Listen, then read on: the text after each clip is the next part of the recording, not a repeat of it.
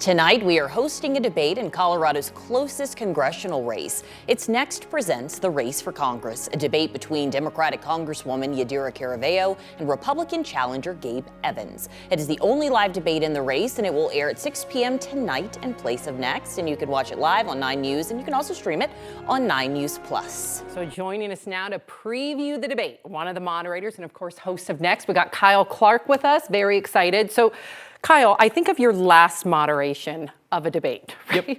And that went viral. And a lot of people learned a lot. You held those candidates' feet to the fire. What do you think will be different about this debate tonight? Well, that last debate was a Republican primary debate in Colorado's 4th Congressional District. And there they were appealing to unaffiliated and Republican voters who would decide basically who holds that seat. And it's going to be Lauren Boebert's seat. Here's a race for the 8th Congressional District that's very closely split, right? This is Colorado's closest congressional district in terms of DR split. It's also Colorado's most diverse district. This is Adams County up into Weld County. So you're going to have two candidates who are appealing to the middle. But both of them have taken a number of positions over the years that are not in the middle. Some of Caraveo's positions are firmly to the left. Some of Evans's positions are firmly to the right. And you'll see both of them kind of piling into the center lane because they know that that's where this race is likely to be decided. When it comes to Caraveo, there's been a lot of talk about her voting record, right? Mm-hmm. Does that play in with the people who will be voting as well as some of the questions you'll have tonight? Yeah, I think, like any vulnerable member of Congress, she looks for opportunities to distinguish herself from the party to say, like, I broke with my party on this. And she's broken with her party on a couple of different things. And then there's one vote that we talked about on Next quite a bit because it was just really curious, where she was one of a handful of Republicans, like maybe half dozen or a dozen, who voted to condemn Kamala Harris as the borders are, which of course she's not. That's what Republicans have taken to calling Harris. But basically it was a Republican messaging bill. It wasn't going anywhere. It was just kind of like a show vote. And Caraveo was one of just a couple of Democrats. It's like, yeah, I'll condemn Kamala Harris. This came like a week or two after she endorsed her for president.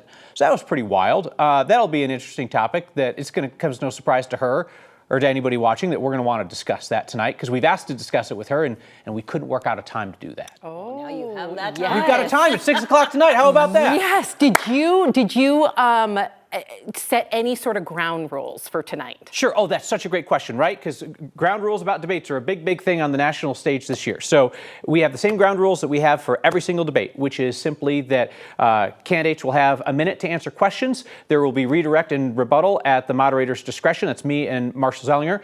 We always reserve the right to redirect in the middle of a question if somebody's making no effort to answer that question, because we're not just going to let somebody filibuster off topic for 60 seconds because they've got a God-given minute to talk. No, we expect something that approximates an answer on that question. We will be fact-checking in real time if there's something, if there's an obvious falsehood that's introduced, right? We're not looking to do ticky-tack stuff around the edges. You said this number, it's that number. No. But if somebody comes in tonight and just delivers a whopper, we're not going to sit there and nod along to it. We're going to say, hey, that's not true. And because then there's a question of not just, why did you say something that's not true? But wait, you want voters to believe that? That's not true. Now all of a sudden we've got another topic to discuss, which is dishonesty, right?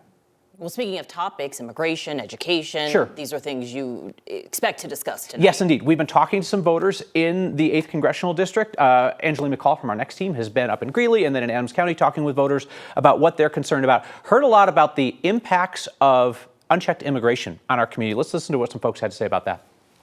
Because we're a smaller community, we are in a low-income area. Our community is pretty much low income.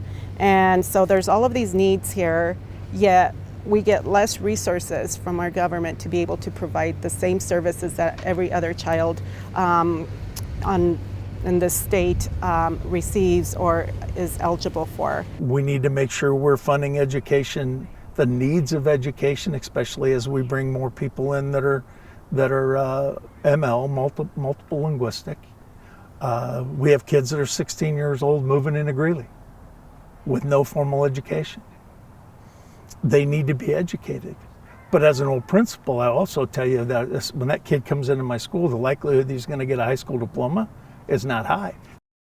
See, this is where it gets tricky, right? Because you've got education, which is largely a state issue. The funding comes from the state. The guidelines come from the state. A lot of the solutions have to come from the state. The federal government has some power over it. But here tonight in Yadira Caraveo and Gabe Evans, we have two people who have served or are serving in the state legislature, so have had the opportunity to impact these problems on a local state level and now want the federal platform to do the same. So that's tonight at 6 o'clock. Wow. I can't wait. Very cool. Thank you so much, Yeah, Kyle. absolutely. Thank you.